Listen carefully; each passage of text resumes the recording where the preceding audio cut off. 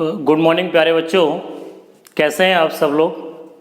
हमें आशा है आप सभी अपने परिवार के साथ सकुशल एवं स्वस्थ होंगे। आज हम लोग 12th क्लास केमिस्ट्री में आज एक नई टॉपिक सेकेंड यूनिट है विलयन, उसके बारे में अध्ययन करेंगे। इससे पहले हमने सॉलिड स्टेट के 12 लेक्चर स्टडी किए, उनके बेस पर कुछ प्रॉब्लम्स होंगी, तो एनसीईआरटी की प्रॉब्लम्स को आप सॉल्व करने का प्रयास करें। अगर उसमें कोई भी क्वेरीज रहती हैं तो आप पूछ सकते हैं। ओके, चलिए बात कर लेते हैं। तो सबसे पहले जानते हैं कि विलयन क्या होता है। ठीक है, तो विलयन को समझने के लिए हम अपने घर पर भी, क्योंकि केमिस्ट्री है, कोशिश करें इसे नेचर से जोड़ने का प्रयास करें। अगर जितना ज़्यादा आप आसानी से जोड़ सकते हैं चीज़ों को, उतना आसानी से समझ में आने वाली है। सपोज अपने पास एक ये बोतल है, अगर इस बोतल में मैं मानता हूँ कि ये पानी है और पानी के बाद आप इसमें शुगर लेके आइए, अर्थात चीनी लाइएगा और चीनी आप इसमें मिला दीजिएगा। अब आप डालने के बाद इसे आसानी से सेक कर सकते हैं, और सेक करने के बाद जब ये ठीक से सेक हो जाए, फिर आप एक चीज़ चेक कीजिएगा कि इसका सभी जगह टेस्ट चेक कीजिएगा, यहाँ से इस तरफ से, इस तरफ से, यहाँ से। आप जब सभी जगह इसका स्वाद चखते हैं तो प्रत्येक जगह इसका स्वाद आपको देखने को मिलेगा एक जैसा होगा। आपने 11th स्टैंडर्ड में पढ़ा था, तब वहाँ छोटे से पार्ट के रूप में आप लोगों को बताया गया था समांगी वर्ड। समांगी का मतलब होमोजीनियस, अर्थात ऐसा मिश्रण जिसमें उसके प्रत्येक भाग का संगठन एक समान होता है। अर्थात मैं कहीं से भी लूँ तो सब जगह उसका जो टेस्ट हो वो एक जैसा हो, अर्थात संगठन है उसमें जो कंपोनेंट्स हैं, अर्थात जो अवयव हैं, वो सब जगह एक जैसे होने चाहिए, उसको हम लोग मानते हैं समांगी। तो इसी आधार पर हम लोग विलयन को परिभाषित करने वाले हैं। यहाँ ये कह सकते हैं कि दो या दो से अधिक रासायनिक पदार्थों के समांगी मिश्रण को, रासायनिक पदार्थों के समांगी मिश्रण को हम विलयन कहते हैं। मतलब ये homogeneous mixture of two or two more chemical substance.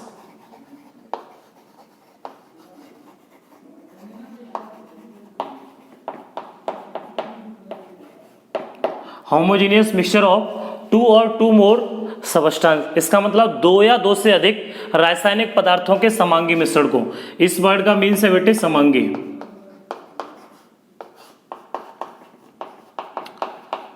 तो दो या दो से अधिक जो रासायनिक पदार्थ मिलते हैं उनका अगर समांगी विलयन, समांगी मिश्रण हम तैयार करते हैं तो उसको हम लोग कहते हैं बेटा विलयन। अब बात आती है विलयन के कंपोनेंट की, अर्थात विलयन की हम लोग बात करते हैं तो उसके संगठन वर्ड एक यूज होता है। संगठन का मतलब है कि उसमें क्या क्या मिला हुआ है। तो हम ये कह सकते हैं कि विलयन के मेन रूप से दो घटक होते हैं। वैसे कंपोनेंट बहुत सारे हो सकते हैं, लेकिन इस साल जब 12th स्टैंडर्ड में हम स्टडी कर रहे हैं तो बेटे बाइनरी सॉल्यूशन स्टडी करेंगे। बाइनरी का मतलब है द्विअंगीय सॉल्यूशन। बाइनरी का मतलब द्विअंगी विलयन, इसको मानेंगे। इसका मतलब है इसके दो कंपोनेंट्स होते हैं बेटे, एक होता है सॉल्यूट और एक होता है सॉल्वेंट। इसको कहते हैं विलेय और इसको कहते हैं विलायक। ध्यान रहे, विलेय और विलायक कंपोनेंट बहुत सारे हो सकते हैं। मेन रूप से सॉल्वेंट, सॉल्यूट। सॉल्वेंट का मीन्स क्या है, अगर हम किसी विलयन की बात करते हैं तो उस विलयन में, अर्थात तो सॉल्यूशन में जो सब्सटेंस लार्जेस्ट अमाउंट में, इसका मतलब अधिक मात्रा में पाया जाता है, उसको हम लोग विलायक कहते हैं, और जो कम मात्रा में पाया जाता है उसको विलेय कहते हैं। दूसरी अगर भाषा में हम बात करें तो ये कह सकते हैं कि वो पदार्थ जो घुलता है उसको कहते हैं सॉल्यूट, और जो अपने आप में घोल ले किसी को उसको कहते हैं सॉल्वेंट। ओके, अब मैंने बोला सॉल्यूट और सॉल्वेंट दो कंपोनेंट हो गए। इसके बेस पर एक एग्जांपल ले सकते हैं। अगर हमने चीनी को पानी में घोला तो बेटे शरबत बन जाता है। ठीक, शरबत को ऊपर राय उड़ा के भी लिख सकते हैं। जो चीनी है, आप ये भली बात ही जानते हैं कि चीनी को घोला जाता है पानी में, यस और नो। जो चीनी है उसको आप पानी में घोलते हैं, और पानी क्या करता है, चीनी को अपने आप में घोलने का काम करता है। तो चीनी घुलने वाली होगी और पानी घुलने वाला हो गया, इसका मतलब है पानी कहलाएगा बेटे सॉल्वेंट, और जो चीनी है वो कहलाएगी सॉल्यूट, और जो बनने वाला है शरबत जिसको स्वीट वाटर मीठा पानी कहते हैं वो बनेगा सॉल्यूशन। क्या बनेगा, सॉल्यूशन, अर्थात तो विलयन बन जाता है। तो हम ये कह सकते हैं यहाँ जो पढ़ने वाले हैं वो सिर्फ बाइनरी सॉल्यूशन के बारे में स्टडी करेंगे, और बाइनरी सॉल्यूशन में दो बातें आती हैं, इनके दो कंपोनेंट है, एक है सॉल्यूट, अनदर वन कंपोनेंट का मतलब है बेटे अवयव से। तो इसके दो अवयव होते हैं, एक विलेय और एक विलायक। विलेय और विलायक की प्रकृति के आधार पर हम जो सॉल्यूशन है उसको तीन टाइप से कैटेगराइज करते हैं, विलयन के प्रकार।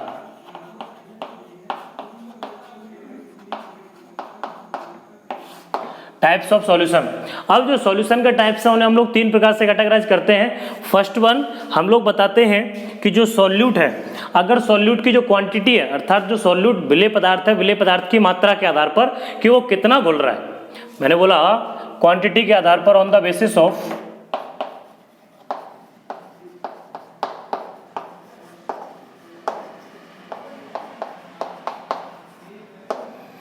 Basis of quantity of solute.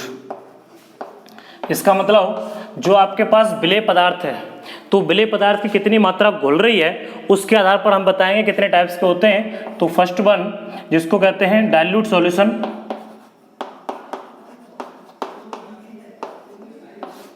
जिसको कहते हैं तनु विलयन। ध्यान रखना बेटे, तनु विलयन, ये जरूरत पड़ेगी आगे जाकर के। तो हम ये कह सकते हैं कि ऐसा विलयन जिसमें विलेय पदार्थ की मात्रा कम होती है, अर्थात विलायक की अपेक्षा बहुत कम होती है। ध्यान रखना, सॉल्यूट का जो अमाउंट है, the amount of solute is very less than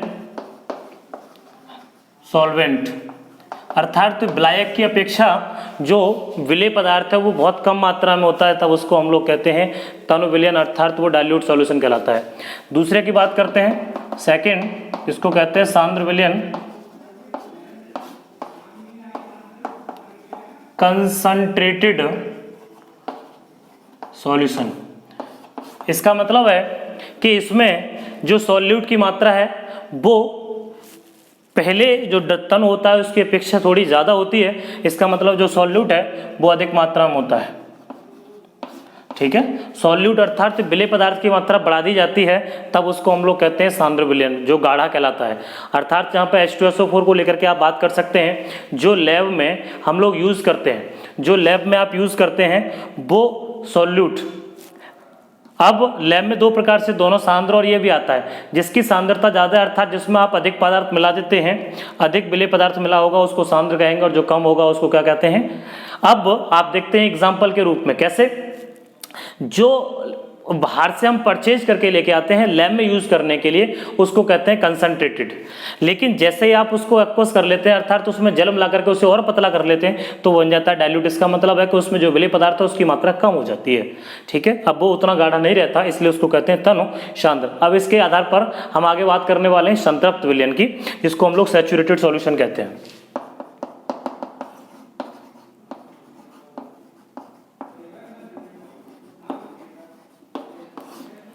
saturated solution, संतृप्त विलयन। आपने वर्ड बहुत बार सुना होगा संतृप्त। संतृप्त का मतलब क्या है एक्चुअली? संतृप्त को समझने के लिए फिर दोबारा से ध्यान से देते हैं। संतृप्त आपने वर्ड कई बार आपके संज्ञान में आता है, आप कई बार सुनते हैं। गर्मी पड़ रही है।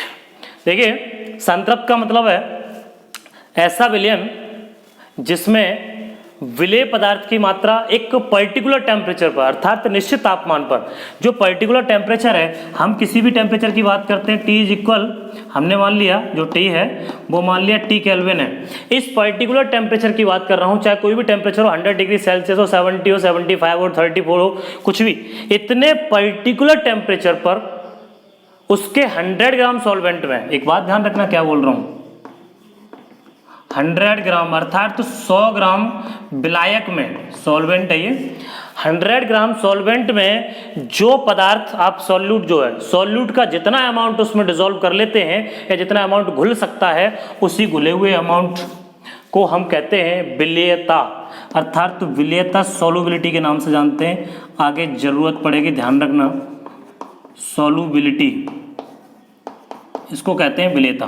मैंने क्या कहा दोबारा समझ लें, एक निश्चित तापमान पर अर्थात पर्टिकुलर टेम्परेचर पर 100 ग्राम सॉल्वेंट में अर्थात 100 ग्राम ब्लायक में 100 ग्राम ब्लायक में आप विलेय पदार्थ की जो मात्रा उसमें घोल सकते हैं उसको हम लोग कहते हैं सैचुरेटेड सॉल्यूशन। इस प्रकार जो बना हुआ सॉल्यूशन है उसको सैचुरेटेड सॉल्यूशन के नाम से जानते हैं। अब बात थी कि अनसैचुरेटेड सॉल्यूशन की बात कर लेते हैं।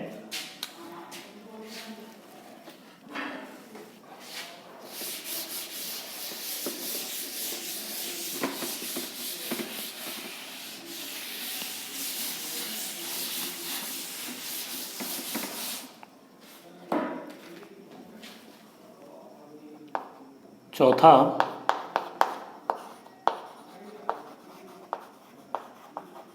अनसैचुरेटेड सॉल्यूशन, इसका मतलब असंतृप्त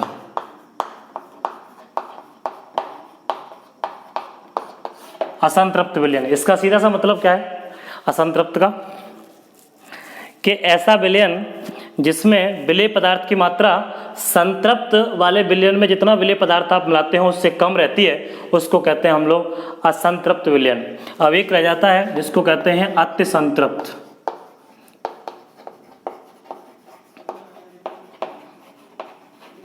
सुपर सैचुरेटेड सॉल्यूशन, अति संतृप्त विलयन। ये कह सकते हैं कि ऐसा विलयन जिसमें जो सॉल्यूट है, अब थोड़ा ध्यान रखना, अति संतृप्त, तो हम क्या कर सकते हैं कि उसमें जितनी मैक्सिमम अमाउंट एक निश्चित टेम्परेचर पर अर्थात एक निश्चित तापमान पर विलेय पदार्थ की जो मात्रा उसमें संतृप्त से भी अधिक, पहले संतृप्त थी तो वह 100 ग्राम में थी, वो सॉल्युबिलिटी है, लेकिन मैं 100 ग्राम के बाद की बात कर रहा था, अभी अनसैचुरेटेड में असंतृप्त का मतलब है उससे कम। अब मैं बात कर रहा हूं कि उससे ज्यादा, ठीक है। संतृप्त विलयन में जितनी आप विलेय पदार्थ की मात्रा घोलते हैं उस मात्रा से जितना अधिक आप घोल सकते हैं उसको हम लोग कहते हैं सुपर सैचुरेटेड सॉल्यूशन अर्थात अति संतृप्त विलयन के नाम से जानते हैं। ये फर्स्ट टाइप है जिसको हम लोग कहते हैं on the basis of quantity of solute अर्थात विलेय पदार्थ की मात्रा के आधार पर। अब बात करने जा रहा हूँ दूसरा, जिसको कह सकता हूँ on the basis of physical state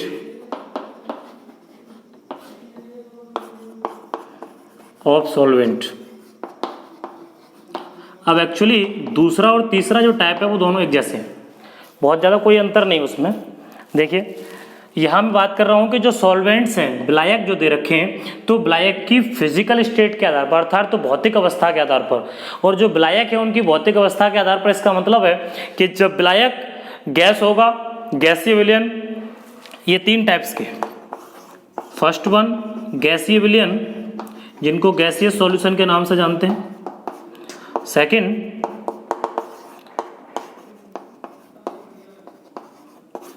liquid solution, और थर्ड सॉलिड सॉल्यूशन। थोड़ा ठीक से समझना, इसका मतलब गैसीय द्रव, ये द्रव विलयन है और इसको हम लोग जो कहेंगे ये ठोस विलयन हो जाएगा। अब इसको डिफाइन कैसे करेंगे, इसका मतलब है बेटे यहाँ जो सॉल्वेंट है वो ऑलवेज क्या रहेगा, गैस। सॉल्वेंट गैस हो, इसके बाद विलेय चाहे वो ठोस हो, चाहे वो द्रव हो, चाहे वो गैस हो। इसका मतलब है जो सॉल्यूट है वो चाहे तो लिक्विड हो, चाहे गैस हो या सॉलिड हो, तीनों में से कोई भी हो सकता है। इस प्रकार के जो विलयन होते हैं उनको हम लोग गैसीय सॉल्यूशन के नाम से जानते हैं। अब जो दूसरा है लिक्विड सॉल्यूशन, इसका मीन्स क्या है कि यहाँ जो सॉल्यूट है वो तो कुछ भी हो सकता है, लिक्विड हो, गैस हो, चाहे सॉल्यूट। अब बात करेंगे सॉल्वेंट की, लेकिन सॉल्वेंट क्या होना चाहिए बेटे, सॉल्वेंट लिक्विड होना चाहिए। तब इस प्रकार के जो विलयन बनेंगे, जो सॉल्यूशन बनेंगे, उन्हें द्रव विलयन के नाम से जानेंगे या लिक्विड सॉल्यूशन कहलाएंगे। बात किस पर है, ऑन द बेसिस ऑफ, मैं बोल रहा हूँ सॉल्वेंट की नेचर पर है कि सॉल्वेंट की फिजिकल स्टेट क्या है। थर्ड वन सॉलिड स्टेट, इसमें जो सॉल्वेंट है, सॉल्वेंट तो होगा बेटे सॉलिड, और बाकी जो सॉल्यूट है वो चाहे लिक्विड हो, गैस हो या सॉलिड हो, तीनों में से कोई भी हो सकता है। इस प्रकार के सॉल्यूशन को हम लोग कहते हैं सॉलिड सॉल्यूशन के नाम से जानते हैं। अब थर्ड वन जो तीसरा है, on the basis of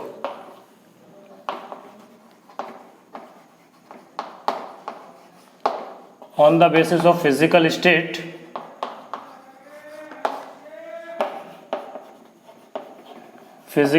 of solvent and solute.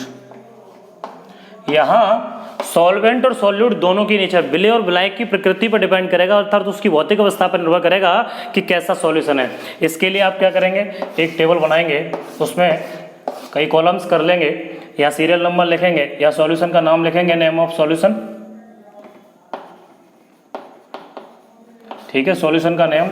यहाँ आप लिखेंगे कि सॉल्वेंट आपने क्या लिया है या सॉल्यूट क्या लिया है, इधर लिखेंगे, चलो जो हमें सॉल्वेंट लिख लो, इधर सॉल्वेंट लिख लो, इधर सॉल्यूट लिख लो, ठीक है, और लास्ट में ये लिख लीजिएगा इसके एग्जांपल्स। इस तरीके से एनसीईआरटी में एक टेबल दे रखी है और उस एनसीईआरटी में टेबल के आधार पर आप बता सकते हैं, जैसे ये दे रखा है types of solution, gaseous solution है, गैस, लिक्विड, सॉलिड, फिर सॉल्वेंट दिया है गैस गैस गैस, इसके कॉमन कुछ एग्जांपल्स दे रखे हैं। सॉल्वेंट मैंने आगे पीछे कर लिया है, आप उसमें लिख करके कर सकते हैं, ठीक है। तो अगर जिस समय सॉल्वेंट आपका गैसेस फॉर्म में रहेगा, हालांकि मैंने बताया था वही है सेम, यहाँ गैसेस फॉर्म में है तो सेम वही पोर्शन है। इस प्रकार से हम इसे डिवाइड करते हैं, इसके एग्जाम्पल्स हैं, फोकस करने की आवश्यकता है। सपोज एक एग्जाम्पल के साथ हम लोग लिख लेते हैं, जैसे मैंने लिखा गैसियस सॉल्यूशन है,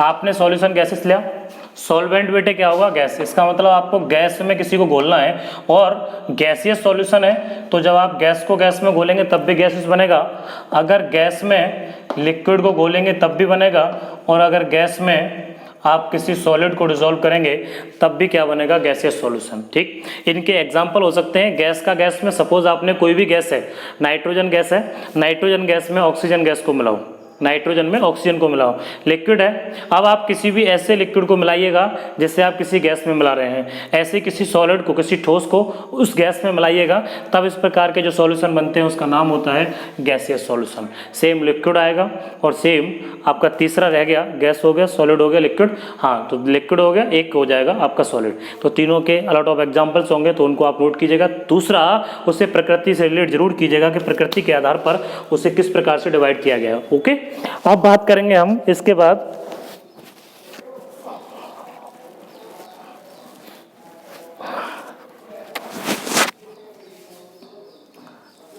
कंसंट्रेशन ऑफ सॉल्यूशन। जो सॉल्यूशन है इसकी कंसंट्रेशन की बात करेंगे, उसे एक्सप्रेस करने के मेथड की बात करेंगे कि उसे किस प्रकार से एक्सप्रेस कर सकते हैं। तो सबसे पहली बात है कि एक्चुअली जो कंसंट्रेशन वर्ड यूज कर रहे हैं वो है क्या। वैसे तो हम लोगों को 9th स्टैंडर्ड में सिखा दिया जाता है कि सांद्रता क्या होती है, सांद्रण क्या होता है। हमने कोई भी पदार्थ है, विलयन बनाया, शरबत बना रहे थे, शरबत बनाते समय उसमें चीनी डाली, एक पानी का अमाउंट ले रखा, उस पानी के अमाउंट में चीनी की मात्रा को घोला, तो कितनी चीनी की मात्रा उसमें घोली गई है इस बात पर डिपेंड करेगा, ओके। चलिए बात कर लेते हैं। तो सबसे पहले मैंने बोला एक सांद्रता वर्ड आया, जिसे कहते हैं विलयन की सांद्रता।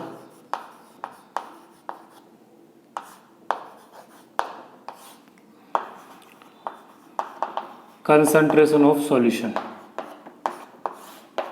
देखिए विलयन की अगर हम सांद्रता की बात करते हैं, इसका मतलब है कि उस जो आपके पास विलेय पदार्थ था और जो विलायक था, उस विलायक में आपने कितना विलेय पदार्थ मिलाया है, अर्थात किसी भी सब्सटेंस में विलेय पदार्थ की घोली गई मात्रा, जो विलेय पदार्थ है सॉल्वेंट जो है उसकी कितनी मात्रा, amount of solute dissolve in solution. अब सॉल्यूशन के निश्चित आयतन में ये ध्यान रखना है, अगर आयतन दे रखा है तो आयतन, अगर भार दिया है तो भार, निश्चित आयतन या भार किसका, विलायक का। विलेय पदार्थ की जो मात्रा है वो किस में घोलनी है। अगर हम इस तरीके से मान लें कि अपने पास ये क्या है, विलायक है, विलायक का मतलब सॉल्वेंट है। अब हमने इसमें जो सॉल्यूट है विलेय, उसकी मात्रा को लिया और इसको इसमें डिसॉल्व करना है, तब जो सॉल्यूशन बन के आएगा।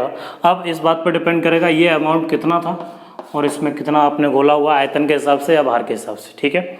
अब इसके क्या क्या मेथड्स हो सकते हैं उसके बारे में हम लोग बात करने वाले हैं। तो the methods of expressing concentration of solution, ये कह सकते हैं कि जो सॉल्यूशन है अर्थात जो विलेय है उस विलेय की सांद्रता को प्रभावित करने वाले मात्रक या उसको कितनी विधियां हैं, मेथड्स क्या हैं उसके बारे में। तो सबसे पहले हम बात करने वाले हैं प्रतिशतता की।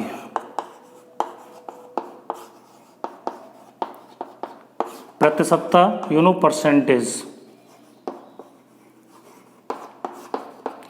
देखिए परसेंटेज सब लोग जानते हैं, परसेंटेज का मतलब क्या है कि 100वें का हिस्सा।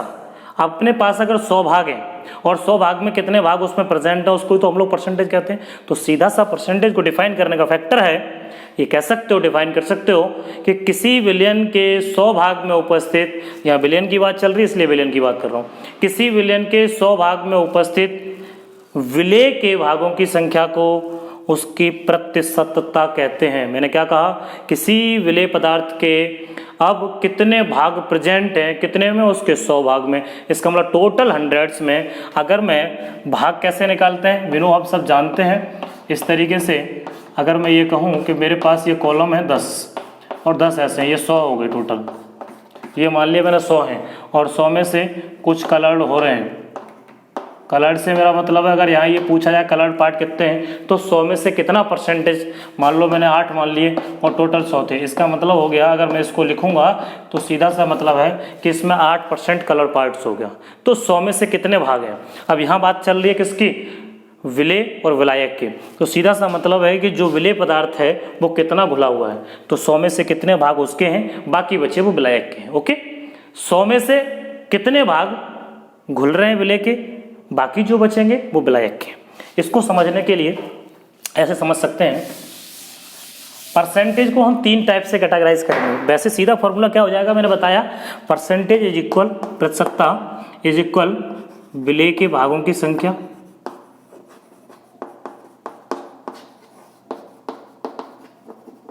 या ये कह सकते हैं कि number of parts of solute over total number of parts of solution.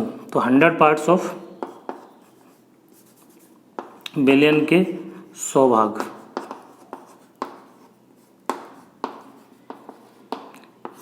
इस तरीके से हम लोग परसेंटेज इसको फाइंड आउट करने वाले हैं। इंटू 100 आगे के परसेंटेज निकाल लेते हैं, ठीक है। तो विलियन के 100 भाग, विलेय के भागों की संख्या इंटू 100। अब देखिए कैसे निकालेंगे।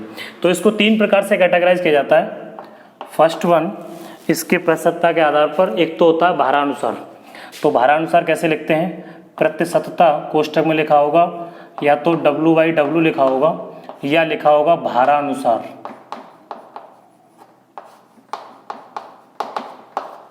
सीधा सा इसका मतलब क्या है भारानुसार का, कि भार के अनुसार है। जैसे मैंने कहीं भी लिखा हुआ है, अगर लिखा है एग्जाम्पल के हिसाब से 7.7% NaCl और ब्रैकेट में W/W लिखा हुआ है, तो इसका मीन्स क्या होगा, क्या अर्थ है इसका। तो इसका ये अर्थ होगा कि 7% को हम कैसे लिखते हैं, 7/100। और किस में बेटे, भार में, और भार के अनुसार का मतलब क्या है 100। तो ये कह सकते हैं सीधा सीधा कि 100 ग्राम में, इसका मतलब 100 भाग में 7 भाग NaCl के हैं। तो हम ये कहेंगे कि 7 gram of NaCl is available in 100 gram of solution. इसका मतलब है उस विलयन के 100 ग्राम में 7 ग्राम NaCl प्रेजेंट है। 100 ग्राम में 7 ग्राम NaCl है, ये भारानुसार है। सेकेंड अगर हम बात करते हैं तो जैसे प्रतिशतता, अब भारानुसार की बजाय वॉल्यूम बाई वॉल्यूम, W/W, तो इसको कहते हैं भार आयतनानुसार। अच्छा ये आयतन के है तो इससे बोलेंगे आयतनानुसार। आयतनानुसार है, इसको कैसे समझेंगे, अगर इसको हम लोग समझें तो ये कह सकते हैं बिल्कुल सेम इसी की तरीके से। अगर एक एग्जांपल से समझने का प्रयास करते हैं, सपोज अपने पास HCl मान लो या कुछ भी, हाँ HCl मान लो, ये दे रहा है 3.65%, ये लिखा हुआ है HCl है और ब्रैकेट में लिखा हुआ है आयतनानुसार।